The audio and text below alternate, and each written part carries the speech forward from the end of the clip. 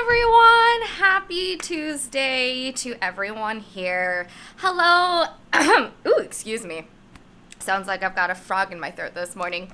But hello, everybody, and welcome to the 2-Bit Circus Foundation Playful Learning Stream. My name is Kate, and I'm going to be here with you for the hour to talk about infinity images. So we're going to see a little bit of optical illusions this morning, as well as some other different activities that we're going to explore today. I seem to be on an astronomy kick, so we are absolutely discussing space and my favorite constellations again. So I'm very excited for this.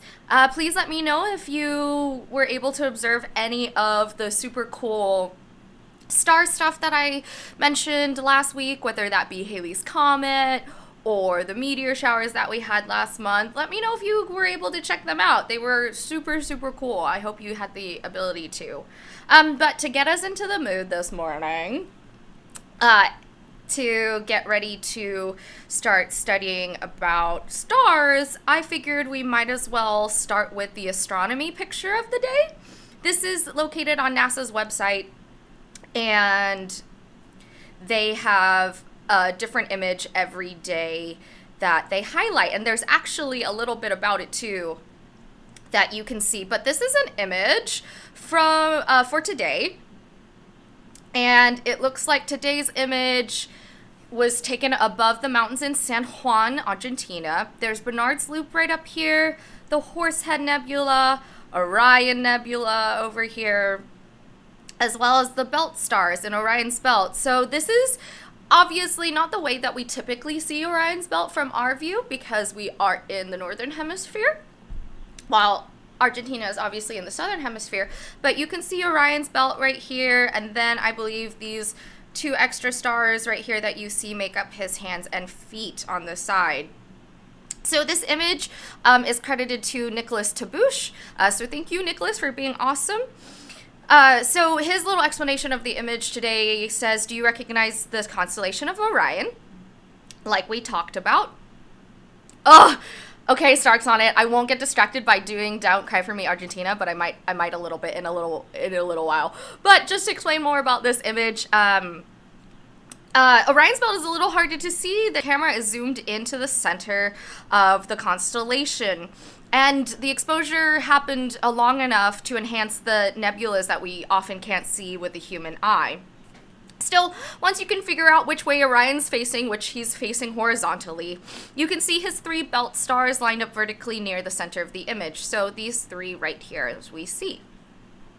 And you can even locate the familiar Orion Nebula in the upper left corner, right here, this little nebula.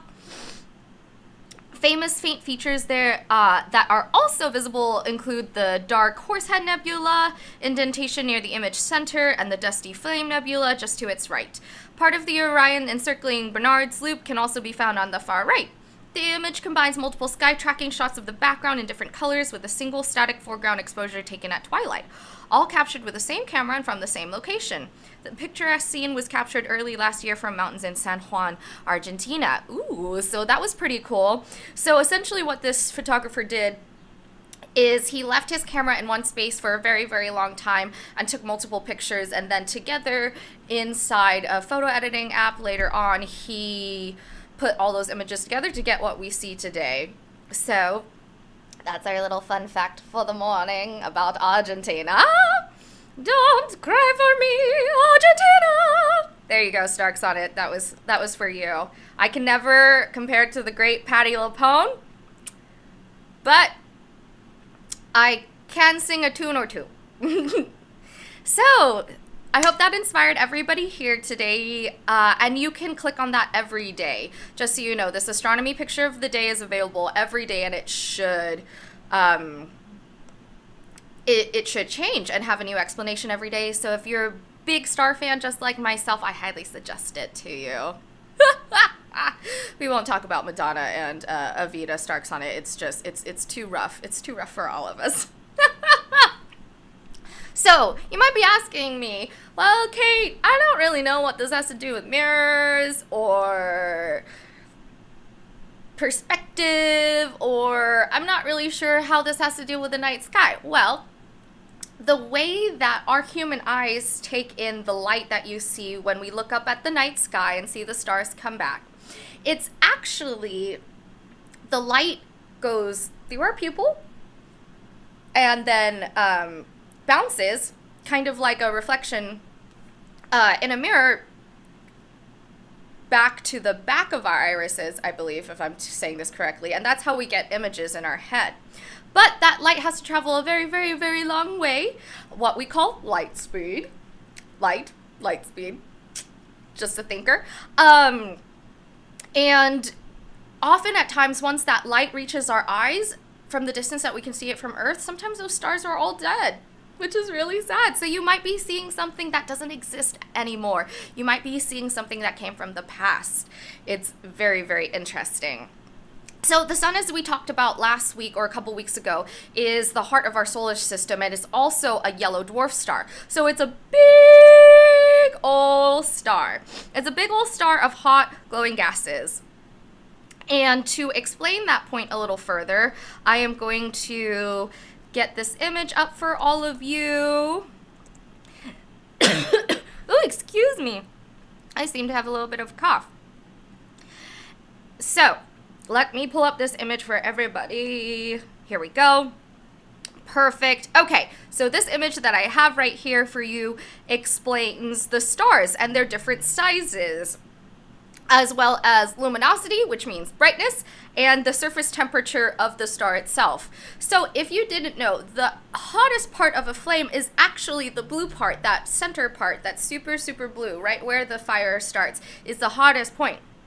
So blue stars are technically hotter than red stars that we see. Red stars are actually decreasing in temperature, and they're nearing the end of their cycle, so that means that they'll die, unfortunately, because they use up all their gases, and once the gas is all used up, then they have nothing left.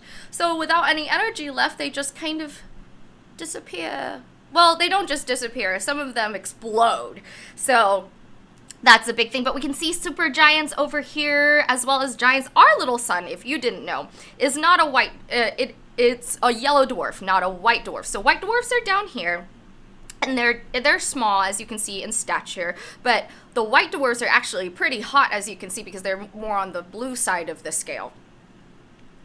While our sun is right here in this little middle area, about halfway through its lifespan. It's still got a couple billion years, so I think we'll be okay for now, but it is already halfway through, so it'll only last X amount of billion years left before it starts fizzling out into its death sequence as well.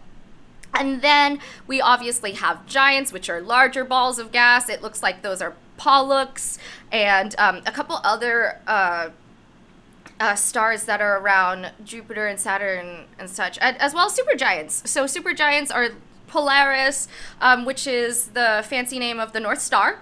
If you didn't know that, Polaris is the North Star, and it's a supergiant. That's why we can see it so bright in the sky, is because it not only is a big ball of gas, but it also has a really high luminosity rate for its size. And this theory of how the light travels from that star all the way to our eyeballs that we see here on Earth has to do with mirrors in a way. It's a series of mirrors that are made out of cones in your eyes. If you didn't know, we're made out of tons of tiny little building blocks, and these little building blocks mold together to create these awesome abilities and talents that we have. This is a further example of what a life cycle of a star might be. So we start over here. As you can see, it's a cyclical life cycle. And so we have a giant supernova that happens, and the supernova does have the opportunity to turn into either a neutron star or a black hole.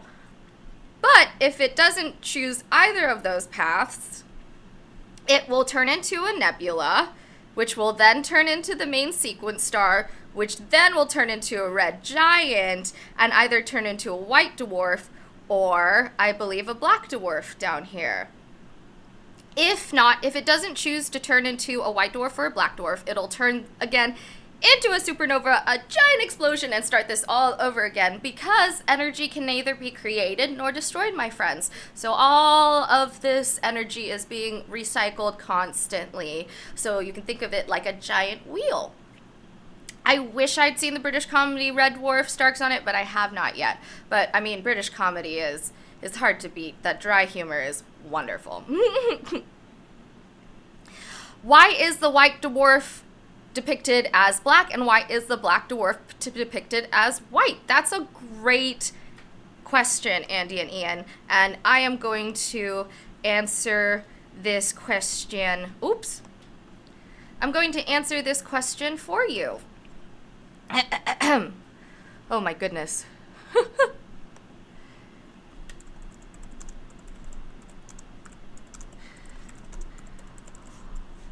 While I am bringing up this answer for you, friends, do you have any stars that you're particularly fond of? Is it something in the Ursa Major or Ursa Minor constellation? Is it Polaris? Is it the North Star? What is it? What is it, friends? Okay. So, a black dwarf is theoretically considered a stellar remnant. Specifically, a white dwarf. So a black dwarf has to be a white dwarf first before it can be a black dwarf. So a black dwarf is a white dwarf that has cooled sufficiently that it no longer emits significant heat or energy. So a black dwarf would mean that it gives off nothing left. There's no energy left on it. White dwarfs, instead, at the end of their lives, will explode into a violent supernova, leaving behind a neutron star or that black hole that we were talking about. But smaller stars will take a little bit more of a less explosive manner of ending, excuse me. So there we go. That's a little fun fact for you today, friends. It's really interesting to learn all of these fun facts about stars. Everything's a cycle, as we found out. So, in theory, if the sun became a black hole, would Earth get pulled inside it? I love this question. So, if the sun was somehow compressed enough to become a black hole, it would be less than 6 kilometers, under 4 miles across. So it would have to expel all of its energy, suck in very tight all the energy that it had, turn into that black hole. And according to NASA, because NASA answered this question, if the sun became a black hole, it looks like,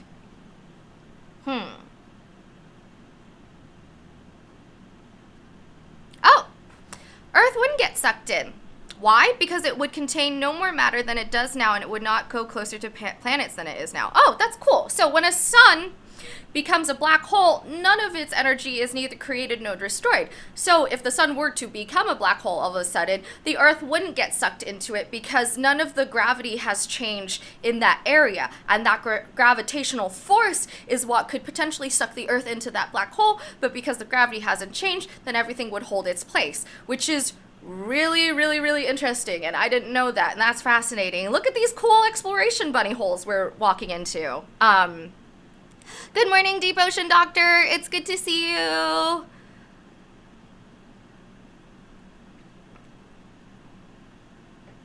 Boop, boop, boop. I see something about Seven Sisters. Okay, I'm not going to catch up because I think I'm a little bit lost here. But anyway, sorry, we're going back to stars. We're talking back about the sun, right? Well, the sun is our source of energy because it gives us sunlight, which not only gives us vitamin D, which is very, very important for our survival as humans, but it also provides sunlight to create the process of photosynthesis, which we're going to be talking about next week, which creates food for plants. Because, as you know, plants don't have mouths. Well, some of them. Some of the carnivorous ones do have mouths, but most plants don't have mouths, so how do they eat? We'll explore that next week. But the sun is very important for all of this life on our planet. And Sometimes when we look up at the sun and you see these little dark spots, usually you can only see them through a telescope, but they're sunspots. And there's intense magnetic activity that happens there, and that what leads to a solar explosion, which is super cool. Yeah, I'm also relieved to know that our sun is too small to become a black hole as well. That's refreshing. It's really nice. So I've talked to you about this idea of these stars that we see in the sky and why some of them are brighter or why some of them don't seem to exist a certain way anymore. Like if we see it one year, we might not see it a couple years after that, and why? And it's because of that light speed, that light travel we're talking about. It does take time for that star to shine brightly and for that light to travel all the way across the universe to be received through our eyes and to be reflected back into our irises, and that's how we see the night sky. But the reason why we see the sun so big and why the sun is a much bigger star than all the rest of the stars that we see is because of the fact that the star that we call the sun is so very close to us that because of our distance, we see it very, very bright and huge in the sky right in front of our faces versus the other stars that are very, very, very far away from us. And that's why we don't see them as brightly. But that is how we can spot planets out in the sky at night, is if you see a big glowing star that's glowing a different color than usually the golden yellow that they do. It's typically a planet. So if you see a big red bright star in the sky, it's often Mars and not a star that you haven't seen before. So all of our relative distance to these stars and planets indicates how we see that celestial object in comparison to the other ones that we see with our naked eye. It's all based off of the distance and the perspective that we see between them. And perspective is actually a term that is often used in painting, especially if you're trying to paint something. As you can see Poison Ivy right here, she's laying on her back. So when I painted her, oops, you're seeing my boom mic behind the scenes. So when I painted her, you can see that her head is much bigger than some of the rest of her body. And it's to give you that perspective. It's to give you the essence of looking at her laying down closest to you, like her head's closest to you while her legs are further back. And if I incorporate that perspective, it should be able to explain that to a human eye. So that's what we're exploring today with these fun mirrors. So let me just change my camera for everyone and reshuffle some of the lighting here because you need to see all of this good stuff. You're about to see extremely different view of my behind the scenes setup because we have to take an image of the camera reflecting. Alrighty, so this is when your two mirrors come in handy, friends. One mirror is going to stay flat, whether that be against a wall or on the ground or on a table. Just lie it flat somewhere. And you're going to take your second mirror, and we're going to add it on top of this. Ooh, and you can already see it. You can see those infinity images. The best example you can see right now is of the light. Let me see if I can angle it. Great. Okay, so as you can already see, we are creating an infinite amount of images of that ring light that I have lighting our mirror here today. That's a great example right there of what we're trying to do. And this is also a way that artists are able to mimic what we see in the night sky in their art installations. Because it's really hard to hang that many stars in the sky or LED bulbs, right? So instead, one of the great artists, and I really forgot her name right now, and I hate myself for doing so, but she has exhibits in the Broad, the Free Modern Arts Museum in LA. Please check it out whenever we can start going out in person. But she has an infinity space in there that is super cool, and it looks like you're just floating in the universe. But this is that same idea, is we use mirrors and its ability to reflect and refract. Oops, sorry, that was pitchy. To create these really, really, really cool images. And as you can see, if I bring my mirror in closer here, oops, let me see if I can explain it in a good way. Okay.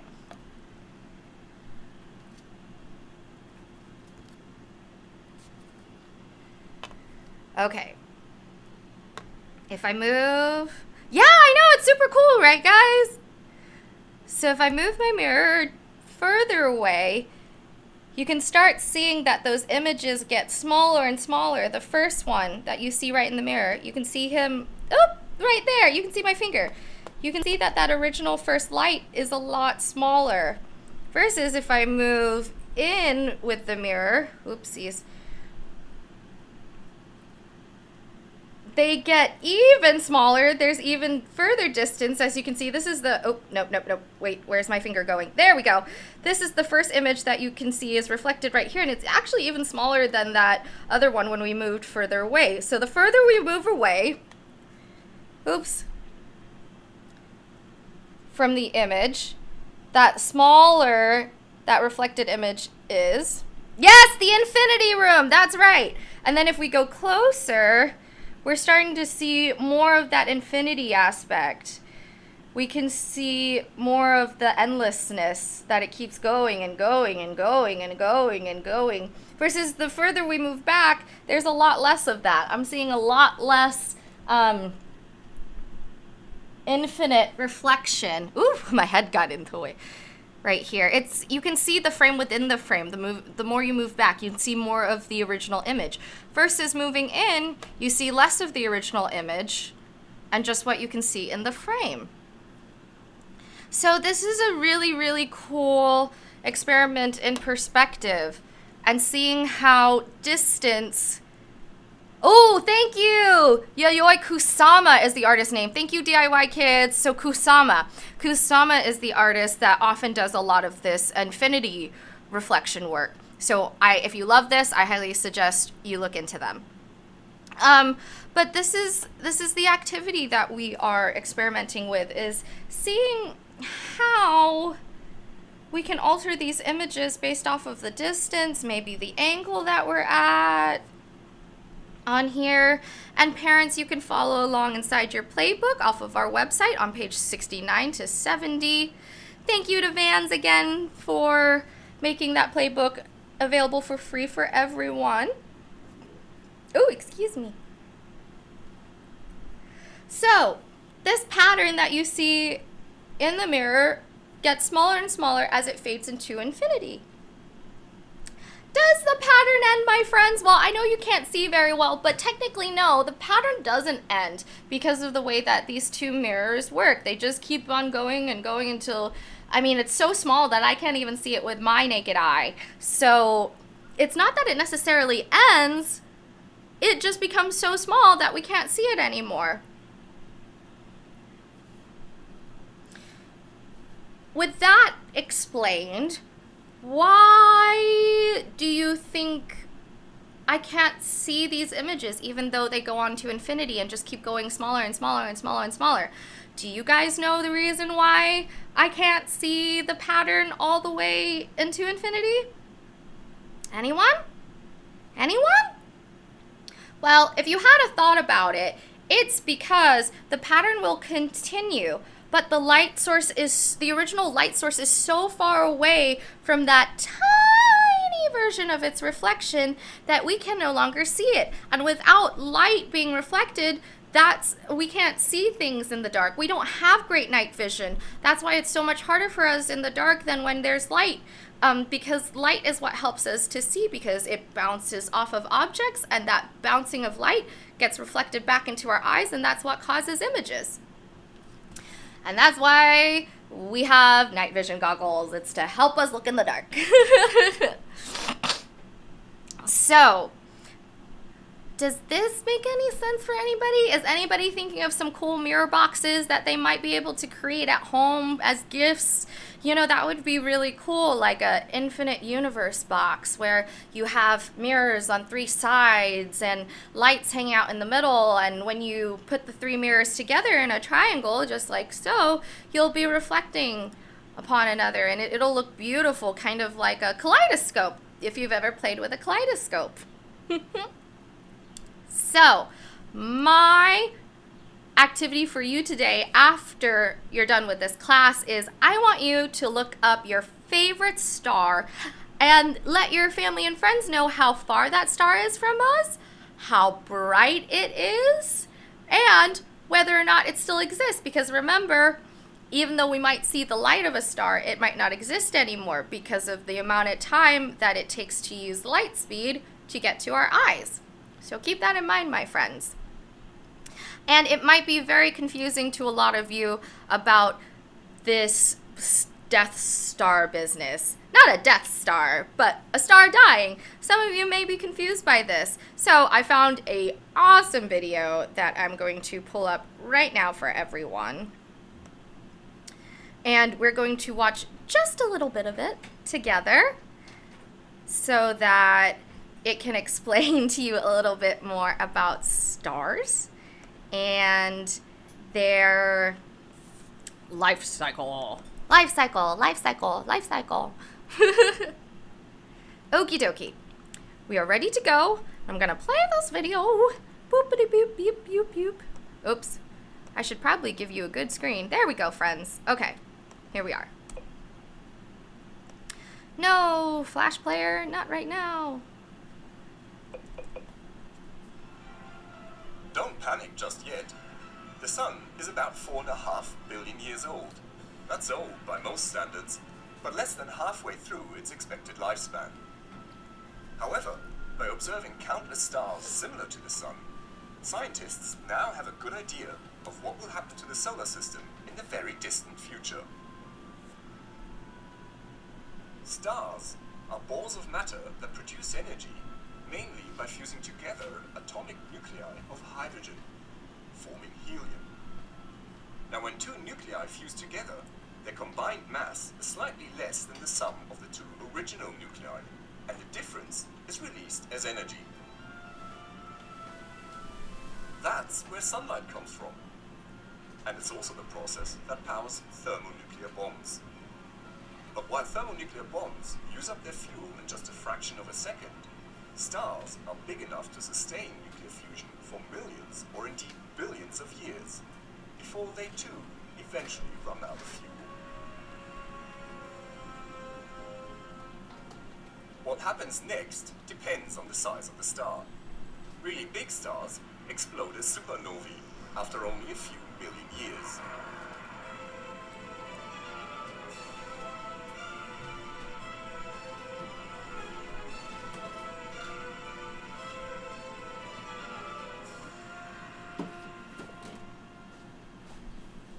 While the smallest stars burn slowly enough to be virtually immortal. Their expected lifespan is much longer than the present age of the universe, meaning that we've never seen one die. But for stars like the Sun, which have a lifespan measured in billions of years, astronomers have made many observations of what happens when the fuel supply runs out. They end with a whimper, not a bang. Here's how it goes, as revealed by Hubble observations of dozens of stars at different stages of evolution. First, the star swells up and cools down a little, becoming a so-called red giant. When the Sun does this, it will destroy the inner planets of the solar system.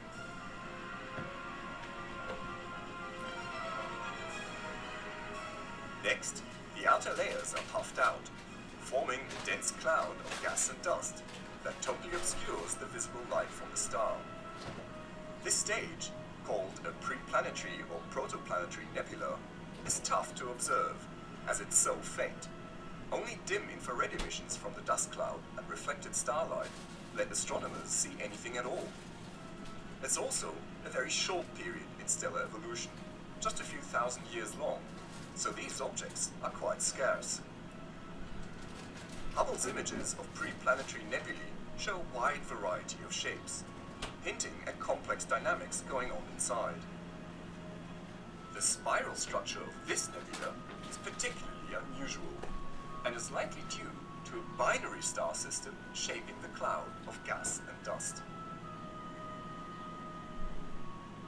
As the star ejects its outer layers to form the cold pre-planetary nebula, the core of the star is left behind, leaving a small but very hot remnant. Over a period of a few thousand years, radiation from this hot leftover excites the gas in the pre-planetary nebula, eventually making it light up like a fluorescent sign. At this point, the faint pre-planetary nebula becomes a bright planetary nebula. In fact, these are bright enough that astronomers have long been able to see them, which explains their confusing name. Because they appear roughly spherical and have a greenish tinge when observed visually, astronomers using early telescopes found their appearance reminiscent of the planets of the solar system. Now, high-resolution observations from modern telescopes, including Hubble, show that their shapes are often far from spherical, and the planet-like appearance is pretty dubious, but the name has stuck. Eventually, planetary nebulae fade to nothing, as the gas and dust diffuse into space. All that remains is a tiny, dense, and dim white dwarf, the ultimate destination of the Sun, billions of years from now.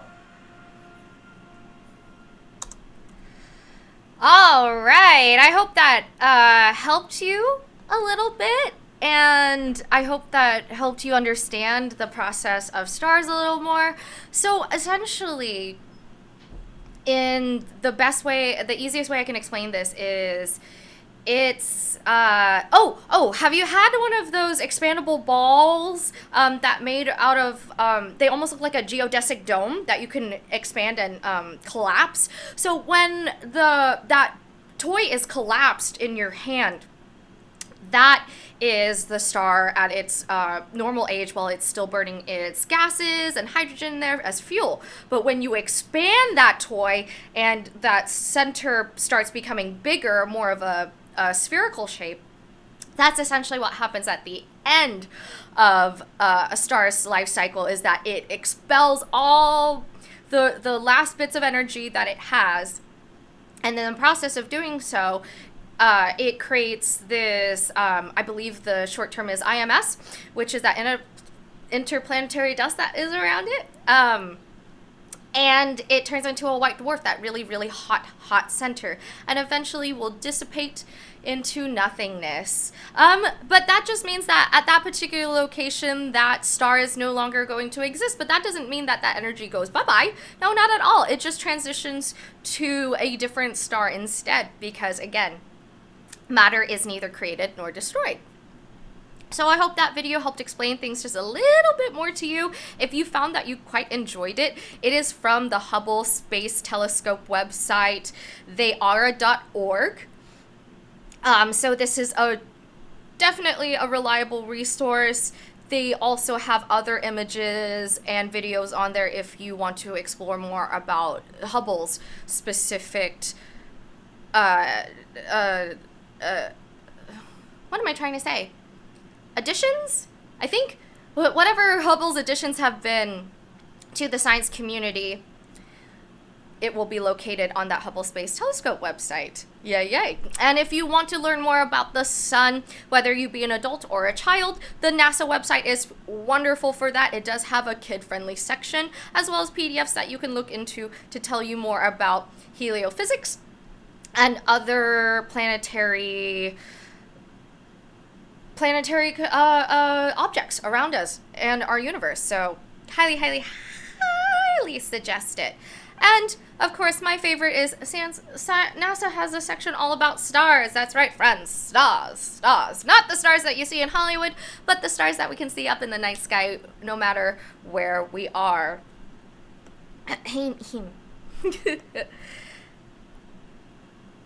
So we were talking about perspective and how that had to play into our universe. Well, perspective actually is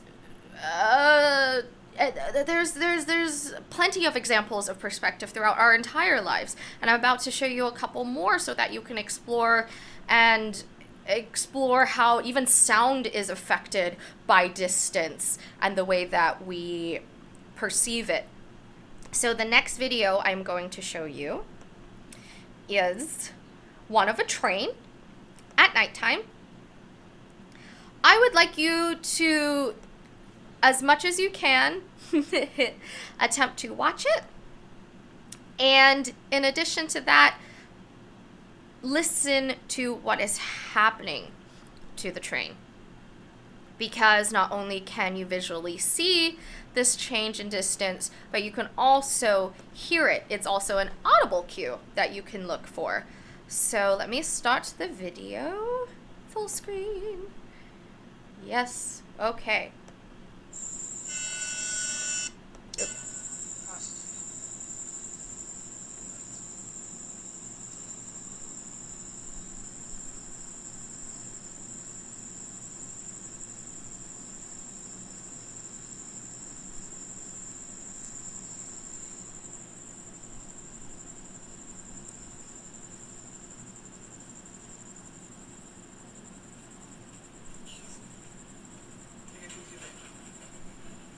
Oh, here it comes.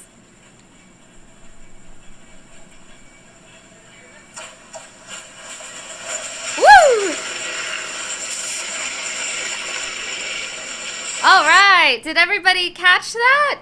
Did you all catch that? The difference in sound that you could hear, and even the difference in brightness from the light. Let me just go back just a hair to where it was about to change. Let's watch it. So as you can see, the train is coming closer, and that light, that lens flare is getting bigger and bigger, and it passes very fastly. And you can also hear the sound of the train increases the closer that it comes to you. So not only did we see the light turn bigger and that lens flare that we saw around it in the dark get bigger as it got closer, but we also heard a sound difference. The volume of the train increased as it got closer to where the camera was than where it started. I wish I could find better quality, my friends, but unfortunately it is not B-roll to find a train coming towards you in the dark. Another element that we're going to explore, in the exact same way, but we'll see a little bit more of it because planes usually fly during the day. I mean, of course, we always know that there are red-eye flights and late-night flights that happen, but most of the time, most people travel in the air during the day. So we're going to watch this airplane take off and see how the idea of perspective and distance that we've been exploring all day, how it applies to planes. It's a very heavy plane. We got a little ditty. Very large plane. And if you've ever watched a plane take off at an airport while you're sitting at the airport, the plane gets smaller and smaller the further it goes away from you. Not only this, but the initial launch is what you hear very loudly, unless you're inside the plane. Then when you're inside the plane, actually, the point where the plane is about to just take off right here, as you see in the video, that's usually where I find it's the loudest in my ears on the plane. And this is simply because the engines are revving just a little harder at that time to get the rest of the plane off of the ground, because half of it's in the air and half of it is not.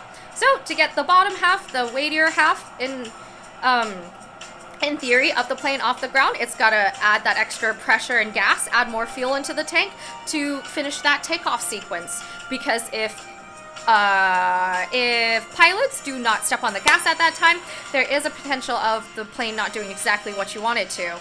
But as you can see right here, even as these planes are getting further and further away from us, they are doing essentially what we saw in the mirror, is that the further away they travel from us, the further the light has to travel to get to them, bounce off of them, and then get back to our eye. And eventually, even if there is sun bouncing off of the object, because it's too far away from our eyes to see that light being bounced back, we can no longer see it. Without light, we cannot see. If you want to take away anything from today, that would be the main idea, is that without light, human eyes cannot see as well. We take in as much light as we can in the dark, and that's how we are able to see certain objects. Your pupils, which are these, I don't know if you can see it, but they are these darker parts of my eyes. You can see right here is that I have brown eyes, but then that dark spot, that black spot, is called my pupil. And that's where the main vision, and that's how I mainly see, is through that pupil. As you can see right now, because it's very, very bright here, my pupil is very, very small, and that's to make sure that I don't take too much light into my eye and blind myself, as in too much light comes in and then I won't be able to see anything because everything is so bright. Instead, I'll just see a bunch of blinding white light. Let me see if I can move the light away from you and you can see my eye. All right, it's not as clear for you now, but when I moved the light away from my eye, my pupil actually dilated bigger. So the reason why my pupil did that and expanded in size is because it was attempting to let more light in. When your pupils dilate and get bigger, it's because it's trying to get more oh, ow, I poked myself. More light into your eye so that you can see better. This is a great experiment that you can try with just a mirror in front of you, and I wouldn't try to shine any bright lights into your eyes. That could be very painful. That's where you can get those little blinky fuzzies whenever a bright light, whenever somebody takes a picture of you with a bright flash and you see the flash afterwards when you close your eyes. It's because it was a little too bright. So we don't ever want to shine a bright light in our eyes, but you can always step in from a sunny area to a shady area with a mirror, and you can see how your pupils grow bigger and grow smaller based off of how much light it needs to take in.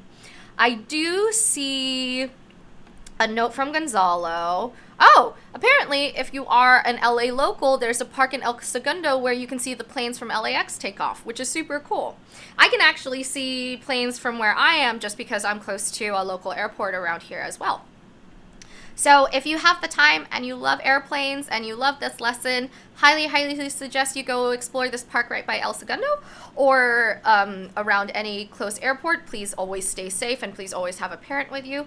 But explore and see how they take off and how your eyes perceive their shape and size based off of how far they are compared to you, but also based off of how much light there might be that day. So on a bright sunny day, you might be able to see a plane very far away. But if it's a cloudy day, for instance, or it's nighttime, that distance might shorten quite a lot because there's not enough light for your eyes to take in all of the images around you.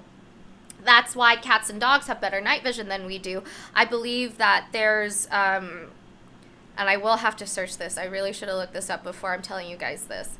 But I believe the reason why cats and dogs have better eyesight than we do is because they have more cones or rods inside their eyes, and that's what gives them the ability to see more. But please fact check me. Always fact check everybody. Fact checked everyone. Always fact check because even adults can be wrong sometimes. I have definitely said wrong notes sometimes, and I've had to correct myself. And it's not about being wrong. It's about understanding and learning and then changing your perspective from that point on. There's a lovely quote by Maya Angelou that I love, is that you do your best until you learn that you can do better, and then you change from there and you start following that line of thinking instead. So I think that's a great way to frame this information, is always be hungry to learn. Always feel like you can learn more. I don't think we will ever stop learning about everything in the world around us because there's so many things and there's so many rabbit holes you can get lost in. I get lost in rabbit holes daily because I'm just so interested in something. We have 15 minutes left, so we are going to talk more about stars. Clouds. Where did I get that from? We're going to talk more about stars, and we're going to play more around with the mirror. And we're going to talk about, since we do know so much about stars, well, what do we not know? Well, what we don't know is the basic outline of a star's life, but we're short on details to explain a lot of various stages that stars are in. What we seem to have the most confusion over is the second step in a star's life. The earliest stages, usually the clouds collapse and the star forming process happens within that collapsing cloud core. And because it's so dense in there, we haven't been able to observe it because the dust blocks the light, which help telescopes bring back those images towards us. This dust that we talk about, even though it's only 0.7% of the ISM's mass, that interplanetary area in between stars, even though it only takes a very, very small amount of that actual ISM, it has a huge impact because it's just so dusty and so dense, and it absorbs stellar radiation, especially UV rays, and in any optical wavelengths. So because of this absorption of radiation, it's very, very difficult for us to see anything. And that's usually how we've been able to learn lately about things that we can't hold tangibly in our hands, is that we mainly rely on our other sense, our sense of sight, to figure out connections that we can see, and that way we can further explain the way that our universe is created. Let's see, do I have any other fun videos for all of us about stars? It looks like that's... Oh, wait. No, I've got more star stuff. Haha! Well, that's my favorite thing to say that we're made out of, is we're all made out of star stuff. Because the universe is just as magical as we are. And I believe that the star stuff that makes us these luminous beings is extremely special. Because so far we're the only people who... we're the only organism that has it in our universe. And... we should really value that essence. I think. I'm preaching on a soapbox, though. Let me see. Boo, boo, boo, boo, boo. Nope. I don't want to... This is getting too deep. I will say that stars have fascinated us for a very, very, very long time and have been a major player in a lot of storytelling. And we talk a lot about storytelling, too. And arts in general, on how they connect with the other STEAM concepts of science, technology, engineering, arts, and math. Well, the heavens have always been a topic of conversation for us ever since the Greeks and the Romans. We talk about constellations and their systems of gods and goddesses that often related to planets that we had later on. So not only that, but I know for my culture in particular, we have a couple of fairy tales that are about humans that fall in love with celestial beings. Like there's one of my favorite Vietnamese stories is about a man that falls in love with the moon, the lady in the moon.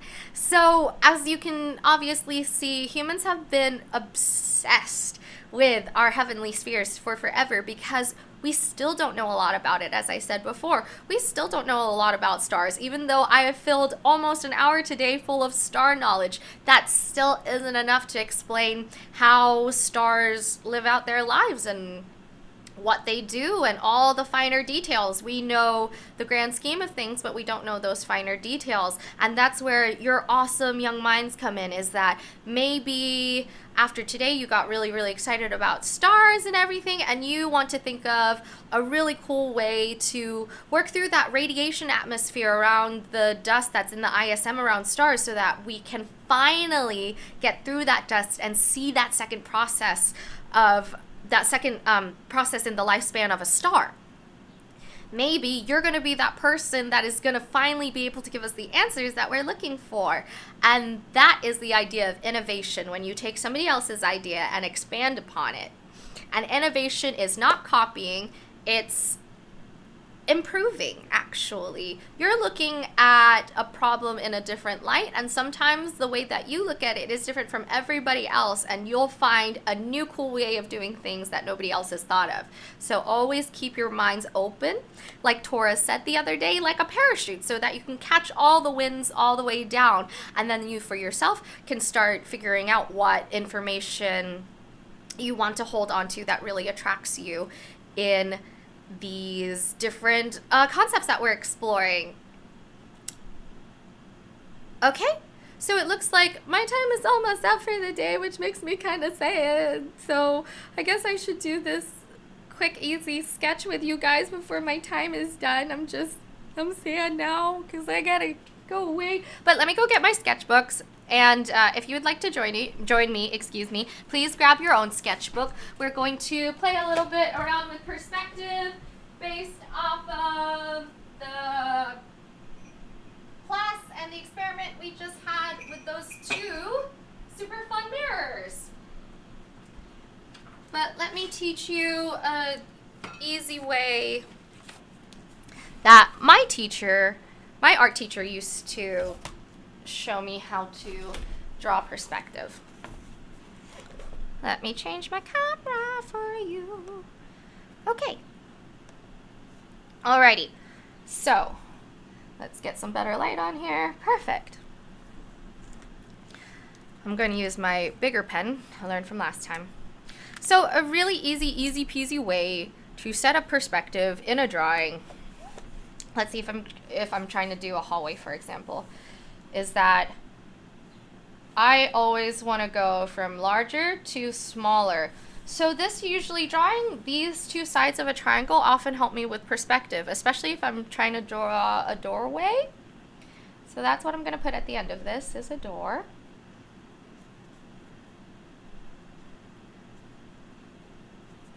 Okay, so we have a door right there, and there might be some light coming through this doorway. Okay. So obviously everything closer to us is going to look bigger, right? So if I were to have a top hat here, it would be quite large because it's in the foreground of the image. Foreground or the forward part of an image. So if I were to draw a top hat up close, he's very large. But if I were to draw a similar top hat closer to the door, to give that sense of perspective, I would have to draw it much smaller, as you can see, so that there's a sense of distance in between the two, so that it looks like this is very far away, close to the door, about the size a hat would be, versus a hat that just got laid here by whoever entered the room. That's always a great idea to keep in mind, is whatever is closer in the foreground will be larger. Whatever is further away will always be smaller, just like we saw in those images. Because remember, the less light there is to reflect on an image, the harder it is to see. And because I am the way I am, I'm going to draw a third top hat in the middle so that you can see a full size range. So, even though they're not exactly all the same top hat, we can see that there's a sense of perspective here, that they get smaller as you get further away from this front hat right here. And that is essentially a great explanation of what happened today, of the concept that we explored today, is that the closer an object is, the larger it will seem. The further an object is, the smaller it will seem. And if it is a star, for instance, that produces light, it has to travel a long distance, light speed, to travel to our eyes and have enough light to reflect off of the back of our eyes so that we can see it. Oh my goodness gracious, that's a lot to say, and that might be super confusing. So let me try to explain it in the easiest way that I can. When something is very close to you, when you see it up close, it seems very large. But if I were to put my speaker about 5 feet away from me, it seems much smaller than it did right up here close to my face. This is the same concept as stars when we see them in the night sky. The smaller stars that we see is because they're so far away from us, and there is not enough light to reflect on it in order for us to see it, versus something like the sun, which is a yellow dwarf and a bright star that we have that is very close to us. It is brighter and bigger because it is technically closer to us than those other stars that we see at night that are teeny tiny in the night sky. In addition to this, we found out that stars do have a life cycle, and while we do understand what that life cycle is, we don't have all the finer details and do need to explore more because we don't possess the technology currently to break through those atmosphere absorbing gases. So we still need to explore that. Last but not least, we again had the idea of energy neither being created nor destroyed reinforced over and over again, because even though the star dies at the end of its life, it doesn't just disappear. It might physically disappear into nothing, but that energy that it did possess is still apparent in the universe. So baby star lives through its life, has a pretty good life, shining, shining, shining, shining. And then it gets to a point where all of that hydrogen, all of that fuel that it has inside of it, it runs out. So in the process of it running out, depending on its side, it either just disapparates or it'll explode, right? We saw that the sun, at the end of its time on this earth, billions and billions of years from now, but it'll explode in a way that it'll probably encompass Mars and Venus and maybe Earth in the process of its explosion. We don't know. So after that explosion, it is left with this tiny little white dwarf that turns into a black dwarf once it runs out of energy completely and it's all gone. And somewhere else in the universe, in a different location, the energy that just got dispersed from that dying star is being created to make a new star. And it all goes again and again. So just like a lot of other scientific concepts that we have explored, there is a sense of a wheel and a sense of this process that keeps going and going and going and going and going.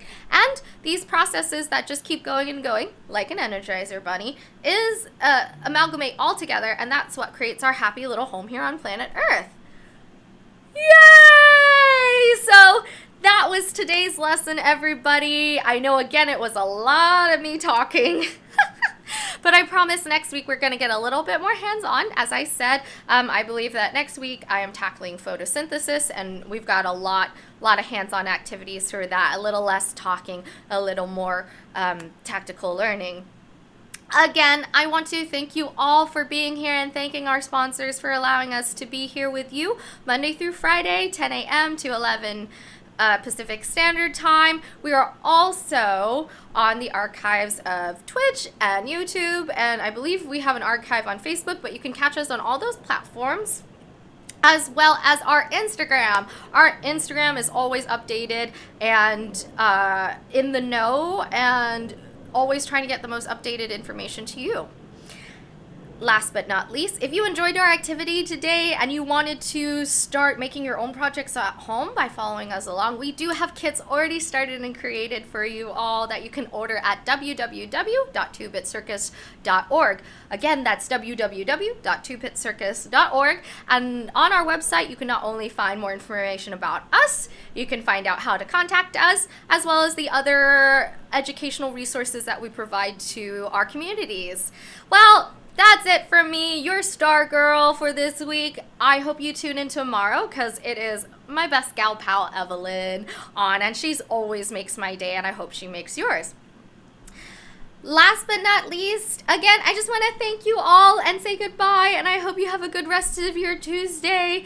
Keep shining, Stardust. Bye!